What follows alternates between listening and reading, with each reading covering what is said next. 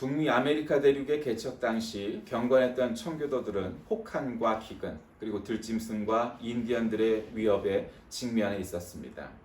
한 정착민이 오두막을 짓고 살고 있었는데 그들은 아주 늙은 퀘이커 교도들이었습니다. 어느 날 밤 가정 예배를 드린 후 남편이 말합니다. 오늘은 문을 굳게 잠그지 마시오. 오늘 읽은 시편 91편의 말씀처럼 밤의 두려움을 걱정하지 말자고요. 그래요. 하나님께서 당신과 날 지키실 겁니다. 그리고 둘은 깊이 잠들었고 이내 깊은 밤은 왔습니다. 밤이 깊어지자 문이 열렸고 휘파람 소리가 들렸습니다. 그리고 문은 이내 닫혔습니다. 아침에 일어난 두 사람은 마을이 온통 폐허로 변한 것을 발견합니다. 간밤에 인디언들의 습격을 받았으나 문도 잠그지 않고 잠든 이 퀘이커 부부의 오두막은 그들에게 호의를 얻어 무사했던 것입니다. 사람이 살다 보면 여러 가지 어려움을 겪게 마련입니다. 오늘날 코로나19 시대에 살고 있는 우리 모두는 누구나 할 것 없이 초유의 시대를 살고 있습니다. 이전에 어느 누구도 역사책에서나 보았던 일들을 실제로 경험하고 있고 이것이 얼마만큼 큰 일인지는 훨씬 시간이 지나고 일이 다 끝난 다음에야 평가할 수 있을 만큼 어마어마한 일을 겪고 있는 것입니다. 그럼에도 불구하고 이 코로나19 시대에 우리가 이 코로나19 때문에 어려움을 겪고 여러 가지 부담스럽기도 하고 조심해야 될 것도 많지만 그러나 그 와중에도 우리가 정말 중요한 것이 무엇인지는 늘 잃지 않고 살아가야 한다는 것도 기억해야 합니다. 오늘 특별히 어버이 주일로 지킵니다. 내 뜬금없이 초대교회 시대에 처음 순교자로 알려진 스테반 집사에 관한 내용을 오늘 본문으로 삼았습니다. 스테반, 그리고 스티븐, 스티브 다 이런 말들이 다 같은 어원을 갖고 있는 이름인데 이 스테반은 원래 이 초기교회 최초의 7 집사 중 한 사람으로 알려져 있습니다. 원래 이방인이고 헬라파 유대인이기도 하고 그런데 기독교 최초의 순교자로 기록되었습니다. 원래 이 스티브라는 말은 면류관이라는 뜻입니다. 원래 이방 지역에서 태어나서 살다가 예루살렘으로 귀향하여 온 헬라파 유대인이라고 말을 하는데 성경에는 스테반에 대한 어떤 출생에 관한 그 배경에 관한 것은 그렇게 잘 기록되어 있지 않습니다. 다만 스테반 집사, 그러니까 여기서 말하는 집사라는 거 이제 오늘날로 얘기하면 집사가 아니고 지금으로 얘기하면 우리 이 한국교회 일반적인 직제로 얘기하면 장로쯤 되는 사람입니다. 7 집사를 세웠다는 것은 원래 목사, 감독, 장로는 다 똑같은 말입니다. 그러니까 이 시대의 집사는 지금으로 얘기하면 장로라고 그러니까 스테반 장로님이라고 생각하면 됩니다. 오늘날 한국교회에서 훌륭하신 장로님들도 많지만 그렇지 않은 분들도 꽤 많이 나타나고 있는데 그분들이 모두가 이 스테반의 삶을 보면서 사실 장로뿐 아니라 목사에서 집사 모든 성도들에 이르기까지 이 스테반의 삶을 보면서 성도가 어떻게 해야 하는가, 그리스도인의 삶은 무엇인가를 생각해야 됩니다. 그는 평범한 평신도에 불과했지만 사도 못지않은 굳건한 믿음을 갖고 있어서 오늘 본문 말씀처럼 돌에 맞아 죽는 사태를 맞이하면서도 저들의 죄를 저들에게 전가하지 마시고 저들을 용서하소서 하면서도 끝까지 죽었다. 잔이라 하는 것은 죽었다는 거죠. 원래 히브리어에서 자다라는 말은 죽는다라는 것을 의미하는 뜻이 있습니다. 스테반의 어떤 삶은 굉장히 심플하고 담백하죠. 성경에 그렇게 디테일하고 자세하게 기록되어 있지도 않아요. 그런데 그의 삶에서 가장 중요한 것은 바로 그의 순교, 즉 마지막 죽을 때의 죽음의 그 장면이라는 것을 우리가 잘 알 수 있습니다. 왜냐하면 성경에 그렇게 기록이 되어 있으니까 그게 가장 중요했다는 거죠. 그러니까 그의 삶도 그의 죽음을 놓고 봤을 때 어떻게 살았을까? 죽음을 무릅쓰고 죽음을 각오하고 죽음을 두려워하지 않고 살았다고 우리가 미루어 짐작할 수 있겠죠. 그러지 않고는 이런 사태를 맞이할 수가 없는 거예요. 여러분, 우리나라 6.25 전쟁과 같은 전쟁이 일어나고요, 일제강점기 같은 아주 험난한 시대가 왔을 때 두 가지 종류의 사람이 나타나기 마련이죠. 크게 본다면 적군과 함께 맞서 싸우는 투사, 전사, 병사 이런 사람들이 나타나는 거죠. 그것이 군인이든 독립군이든 그렇게 얘기할 수 있는 거죠. 또 반대편에서는 친일파든 아니면은 오히려 공산당이 돼서 인민군이 되든 적의 편을 드는 사람도 있어요. 지금도 마찬가지죠. 어느 정당은 친일을 하는 사람들이 많은 정당이 있고, 어느 정당은 애국을 많이 하는 사람들이 있죠. 뭐 100%는 아니지만 대체적으로 그런 정당도 있고 세력도 있습니다.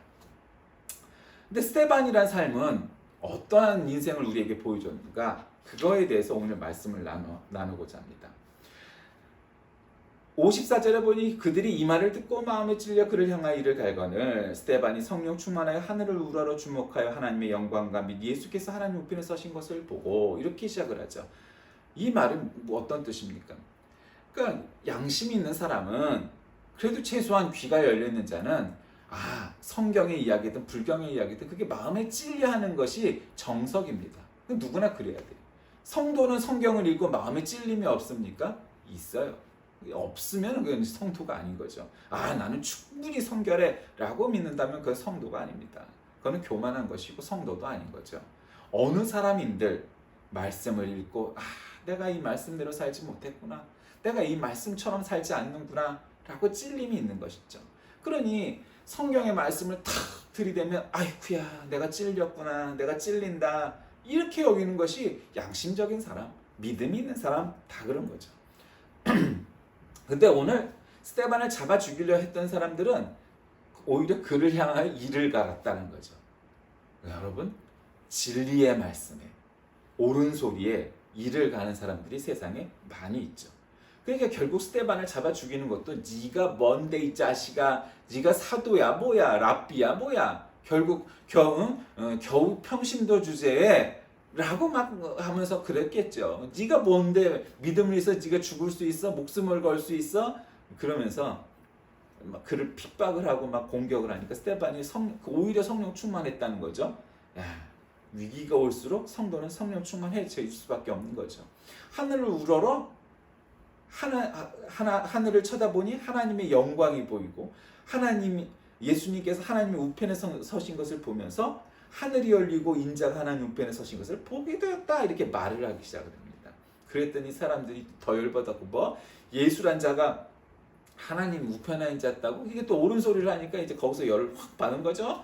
그러면서 그냥 사람들이 그를 돌로 치고 옷을 벗어 사울이라는 사람 앞에 내미는 거죠. 여기서 또 사울과의 만남이 와요.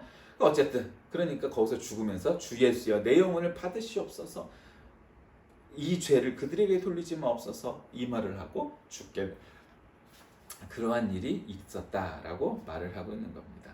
자, 우리는 이 짧은 스테반 집사에 대한 그 기록을 통해서 어떠한 교훈과 말씀의 은혜를 받을 수 있을까요? 자, 첫 번째로는 직분과 관계없이 모든 사람은 성도로서의 삶을 살아야 한다는 것을 깨닫게 됩니다. 오늘날 필요에 따라 교회 정치 제도에 따라서 목사도 있고 장로도 있고 뭐 권사도 있고 집사도 있고 교사도 있고 뭐 이렇게 세우게 되었죠. 그러니까 뭐 필요악이라고 표현할 수는 없어도 필수 불가결한 요소이죠. 그러니까 모든 사람들이 다 똑같아갖고 뭐 돌아가면서 설교를 하고, 그것이 우리 프로테스탄트의 정신이긴 하나, 모든 사람이 돌아가면서 설교를 하고 모든 사람이 돌아가면서 기도를 하고 이럴 수는 없는 거죠. 현실적인 여건이. 그러니까 뭐 등록한 지 1년도 안 된 사람이 물론 설교를 잘하고 간증을 잘할 수도 있죠. 그러나 모든 사람이 설교할 수는 없어요. 그럼 잘못하면은 성경과 관련 없는 그냥 너무 신비한 내용, 자기의 주관적인 체험 뭐 이런 것들을 너무 하다 보면 성경과 동떨어질 수도 있는 것이기 때문이죠. 그러나 그럼에도 불구하고 모든 성도는 스테반 집사처럼 살아야 한다는 것을 깨닫게 해줍니다. 직분과 관계가 없습니다. 얼마 동안 예수를 믿었느냐는 경력과 관계가 없습니다. 학력과 부유와 뭐 이런 것과도 아무 관계가 없습니다. 그냥 믿음은 믿음입니다. 내가 어떤 직분을 갖고 있으니까 난 집사니까 요만큼만 믿어도 돼. 나는 목사요, 난 장로니까 이만큼만 하면 돼. 이런 게 없다는 거예요. 직분, 직제와 관계없고요. 신앙의 경력과도 관계가 없고요. 부유함과 학력과도 아무 관계가 없이 믿음은 믿음 그 자체로서 그 모든 것을 이겨나갈 만한 것이어야 돼요. 그러니 오래 믿은 분은 오래 믿은 분대로, 짧게 믿은 분은 짧게 믿은 대로, 평신도는 평신도대로, 장로나 권사는 그대로 마찬가지로 그런 믿음을 갖고 있어야 돼요. 인생은 고해라고 말하죠. 불교에서. 이게 고통의 바다라는 거예요. 그러니까 뭐 매 순간순간 고통이 우리에게 파도처럼 밀려오는 거예요. 그게 인생이라고 말을 해요. 인간의 삶에 있어서 고통은 피할 수 없는 거죠. 매 순간 어려움은 와요. 고비가 와요. 위기가 와요. 그게 인생이에요. 그래서 전도서 기자는 차라리 살아있는 산자보다 죽은 지 오래 죽은 자가 더 복되다라고 말을 하기도 해요. 인생은 광야길을 건너는 나그네와 같아요. 그러니까 이 말은 뭐예요? 사막을 건너는 그 대상들을 보면은 여러분 그 사람들이 낙타를 타고서 데리고서 한낮에 그 뜨거운 뙤약볕을 걸어갑니다.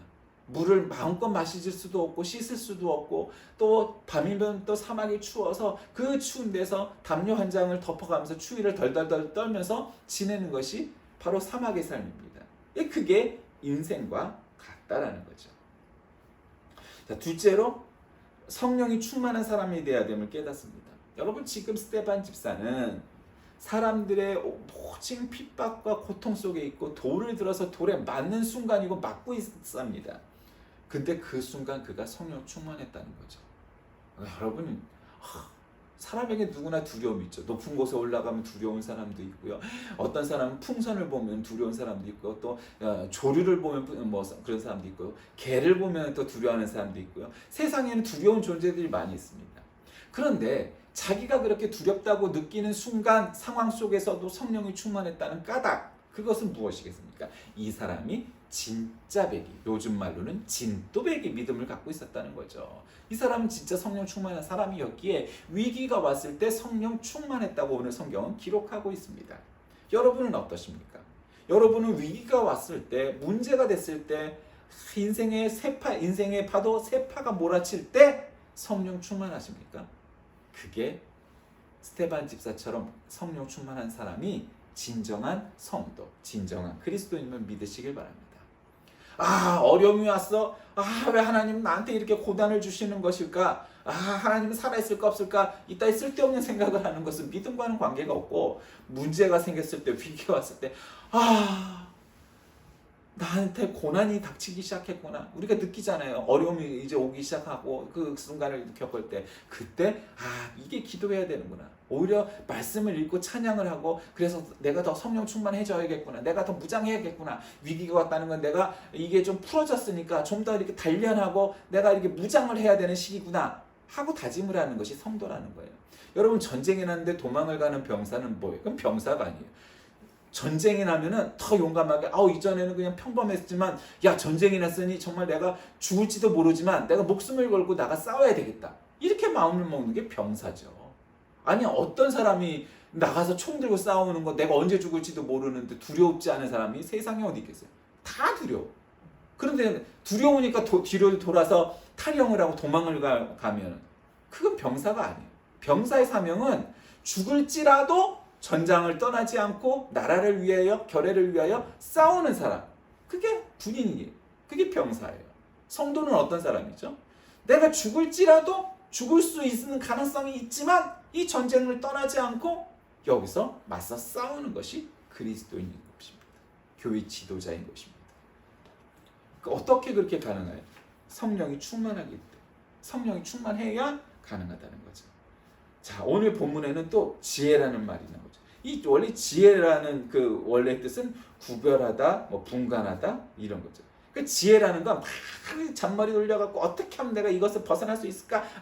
어떻게 하면 이런 게 지혜가 아니에요. 지혜라는 것은 분간, 분별, 인식하는 것이 지혜. 사태를 정확히 인식을 해야 되는 거예요. 문제의 본질을 잘 깨달아야 돼요. 그거는 학력이 높으니까 뭐 그런 일들로 지혜가 생기지 않아요. 지혜라는 것은 하나님의 말씀을 깨닫고 있는 자가 지혜가 생기는 겁니다. 오늘날 코로나19 사태가 이렇게 우리에게 다가오고 벌어진 것은 여러 가지 이유가 있겠죠. 그냥 저는 그것을 한마디로 말한다면 사람들에게 경각심을 주시기 위한 하나님의 뜻이라고 생각합니다. 우리가 기술이 발전했죠. 우리가 상상도 못할 일이 벌어지고 있어요. 점점 그러죠. 여러분 우리가 어렸을 때 전화기가 어디 있었어요? 집에. 전화기 없었잖아요. 전화를 한번 놓으려면 전화를 신청해서 1년이 걸리네, 2년이 걸리네, 심지어는 5년이 걸리네. 지금 인도도 그렇다는데 마찬가지로 우리도 그랬어요. 그리고 뭐 공상과학이나 무슨 만화 영화 보면은 전화를 이렇게 들고서 하는 거 보면 에이 저 어떻게 전화기를 저렇게 들고 다녀. 그런 것들을 보았지만 우리 지금 전화기 다 들고 다니잖아요. 심지어는 집 전화도 없고 사람마다 하나씩 다 전화기 들고 다녀. 근데 그 전화기가 전화만 되는 전화예요? 컴퓨터도 되고요. 카메라도 되고요. 녹음기도 되고요. 안 되는 게 없는 기계가 됐잖아요. 그럼 이제 그걸로 끝날까요? 저는 여러 가지 뭐 상상을 해볼 수 있지만 몸에 이렇게 붙거나 뭐 이래서 따로 들고 다니지 않아도 되는 그런 스타일의 핸드폰, 스마트폰이 되지 않을까요? 그런데 문제는 사람들이 막 이렇게 IT 기술, 디지털이 발전하고 정보가 막 그냥 넘쳐나고 이런 시대가 되니까 어떤 착각에 빠지냐면 르네상스 시대에도 그랬지만 인간이 하나님 없이 살 수 있겠다라는 자만심, 그것을 갖고 살기가 쉬운 거예요. 그렇지 않아요. 여러분, 우리가 기술이 아무리 발전해서요, 우주를 뚫고 지금 우리가 있는 이 태양계를 벗어나는 기술이 있고 설사 그렇게 옮겨가서 살 수 있는 기술이 만들어진다 한들 인간은 인간일 뿐이에요. 인간은 불완전한 요소예요. 완전한 사람이 없어요. 그래서 하나님이 필요해요.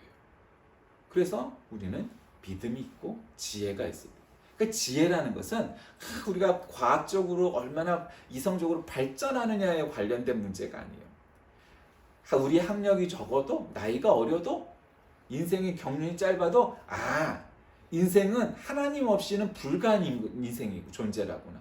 이것을 깨닫는 거예요. 하나님 없이는 인생이 의미가 없다는 것을 깨우치는 자가 그것이 지혜가 있는 자예요. 하나님께서 우리에게 지혜를 얻으라고 잠언 6장 6절 말씀에도 말합니다. 신자가 믿음만 있고 지혜가 없으면 덕을 세울 수가 없어요. 그러니까 깨닫지도 못해요. 문제가 생겼을 때 그 문제의 본질을 해석하지 못해요. 우리가 불결하게 살았으니까 이런 문제가 생겼을까요? 우리가 무슨 죄가 많으니까, 물론 죄가 많아서요. 우리 인간의 죄 때문이기도 하겠죠. 그것도 있어요. 그러나 저러나 여러 가지 요소가 있겠지만 근본적으로는 우리가 겸허히 나는 유한한 존재구나. 인간은 이런 것들이 안 되는구나 깨달아야 되는 것입니다. 마지막으로 결국 스데반처럼 우리가 살아야 될 그 끝은 뭐냐면 정점은 순교입니다. 여러분, 군인은 전쟁에서 나라를 위하여 목숨을 거는 사람입니다. 죽으란 소리가 아니에요. 목숨을 걸고 싸우는 겁니다. 성도란 어떤 존재일까요? 목숨을 걸고 인생을 살아가는 겁니다. 누구를 위하여? 하나님의 영광을 위하여, 복음을 위하여, 예수님을 위하여 목숨을 내어놓고 싸울 수 있는 사람, 목숨을 걸고 사는 사람입니다. 그러니까 한편으로 보면 17세기, 18세기, 19세기, 20세기 초까지 그냥 전혀 언어도 통하지 않고 문명이랄 것도 없는 그런 원주민들에게 가서 복음을 전하다가 죽음을 당하고 심지어는 식인종에게 먹히기도 하는 선교사들이 꽤 있었죠. 거기까지는 아니어도 정말 물설고 정말 언어도 통하지 않는 그러한 아주 멀리 배를 타고서 그냥 몇 개월을 갔다가 건너야 되는 그런 땅에 가서 복음을 전했어요. 우리나라도 마찬가지죠. 주로 미국에 있는 선교사들이 와서 복음을 전했어요. 그래서 오늘날 우리나라가 세계에서 손꼽히는 정말 첫 번째냐 두 번째냐 따질 만한 복음의 강대국이 됐잖아요. 미국과 한국, 그 두 나라에 필적할 만한 나라가 어디 있어요? 복음으로 없잖아요. 오늘날. 그러니까 그 모두가 다 목숨을 걸고 진정한 믿음을 가진 사명자들이었기에 그것들이 가능한 거예요. 부모를 버리고 조국을 버리고, 버렸다는 건 나쁜 뜻이 아니라 멀리하고, 얼마나 부모와 조국에 사는 것이 편했겠어요. 그런데 그 모든 것들을 다 그 이생에서의 모든 삶을 내려놓고 고난을 향하여 개척하러, 아직도 예수를 믿지 않는 그런 영혼들이 많은 땅으로 멀리 떠난 거죠. 그런 개척자 정신, 프론티어 정신이 있었기에 오늘날 전 세계로 복음이 전파될 수 있었던 거죠. 스데반은 비록 평신도 지도자에 불과했으나, 그래서 어찌 보면 성경이 기록되지 않을 수도 있었으나 그가 유독 평신도들 중에 성경에 기록되어 있고, 심지어는 그 마지막 순간에 돌을 맞으면서 그가 했던 말들이 낱낱이 기록되어 있는 까닭은 바로 그 점 때문 아니겠습니까? 그는 목숨을 두려워하지 아니하고 하나님을 믿는 믿음의 사람이었다는 거죠. 그리고 순교했죠. 주 예수여 내 영혼을 받으시옵소서. 주여 이 죄를 저들에게 돌리지 마옵소서. 그러면서 죽어나왔습니다. 말씀을 정리합니다. 스데반이 박해받으며 피 흘려 죽어가는 마지막 순간까지도 그는 성령 충만하여 하나님 앞에 기도하는 사람이었습니다. 우리가 스데반처럼 살아야 하는 까닭은 바로 그것이 성도의 온전한 마지막 모습이기 때문입니다. 일생 동안 예수를 잘 믿었다. 나는 30년, 40년, 50년, 심지어는 100년 동안 열심히 예수를 믿었는데 그 마지막 순간에 하나님을 부인한다면 그 100년의 믿음이 도대체 무슨 의미가 있으며 내가 목사요, 장로요, 권사요 했던 그것들이 무슨 의미가 있겠습니까? 마지막 순간에 우리는 결국 하나님을 선택하고 성령 충만하고 순교를 각오하고 예수를 믿을 때 그 믿음이 의미가 있는 것입니다. 그것이 성도요 그리스도인인 것이고 스데반처럼 목숨을 두려워하지 아니하고 하나님에 대한 믿음을 갖고 있는 자가 진정한 성도입니다. 여러분 우리가 이 코로나19 사태를 맞으면서 살 때 우리에게 얼마나 많은 문제가 있고 어려움이 있고 이전과 같지 않은 삶을 우리가 버텨내고 있습니다. 사람들이 우울증에 빠진다고 말을 하고 사람들이 점점 소화도 안 되고 이 사태가 아니라 그 공포가 주는 그런 공포심들 때문에 여러 가지 문제가 생긴다고 말합니다. 오늘 스데반처럼 사는 삶이 그 용감함이, 그 용기가, 그 믿음이 우리에게 주는 교훈은 바로 그런 것입니다. 여러분 좋은 부모가 되길 원하십니까? 오늘 어버이날인데 좋은 부모란 어떤 것입니까? 동물도 자기 새끼가 들짐승, 날짐승에 의해서 공격을 받을 때 어떻게 하는지 아시죠? 자기의 목숨을 걸고 자기가 잡아먹히면서도 새끼를 지키는 것이 부모입니다. 사람은 말할 것도 없겠죠. 그것이 좋은 부모입니다. 스데반처럼 목숨을 걸고 인생을 걸고 믿음을 걸고 사십시오. 그러면 코로나19 아니 그거보다 더한 인생에 큰 문제가 생겼을 때도 여러분은 이겨나갈 수 있는 지혜로운 사람이 될 것입니다. 성령 충만한 사람이 될 것입니다. 이 모든 것을 위하여 기도하여 스데반처럼 되는 저와 여러분이 되시길 주의 이름으로 간절히 기도드립니다. 살아계신 하나님, 오늘 우리에게 스데반처럼 사는 삶이 주는 교훈들에 대하여 말씀을 나누었습니다. 오늘날 목숨을 걸 만한 일들이 많이 없다고 말을 하지만 그래서 편안하고 아무런 문제도 없는 것처럼 보이지만 그러나 오히려 그 편안함과 그 안락함 때문에 오늘날 우리는 위기를 느끼지 못하고 사는 것은 아닐런지요. 코로나19 사태가 우리에게 주는 바로 그 교훈이 그러한 것인 줄 압니다.